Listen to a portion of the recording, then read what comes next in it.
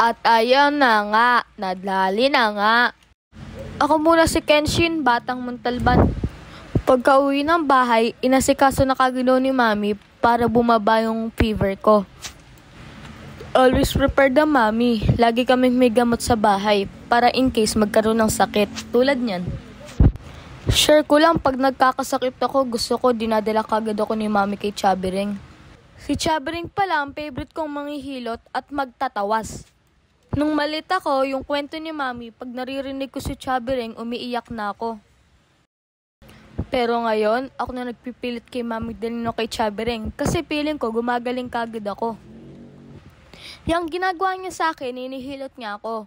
Masakit pero masarap din kasi linalabas niya yung mga lamig sa katawan mo. Pati yung tiyan mo, hinihilot niya para mawala yung lamig.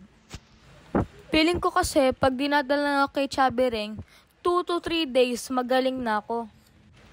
Sabi sa tawas, nanuno daw ako o kaya nabati daw ako kaya nagsusuka daw ako.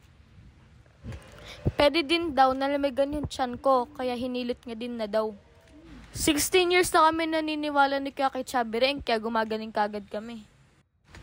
O diba after kay Chabiring nakakain na ako ng apple? Tapos nagpalakas din sa akin is Pocari Sweat. Para hindi tuluyan mawala ang energy ko.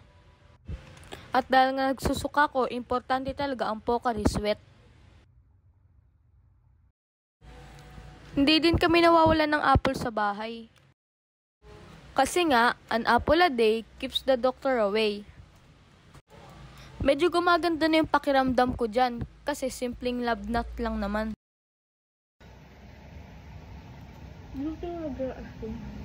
May asin yan.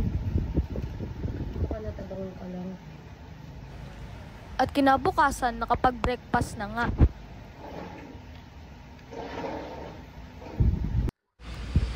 Advice lang pala, kung gusto mo gumaling agad, huwag ka mag-gadget or mag-TV.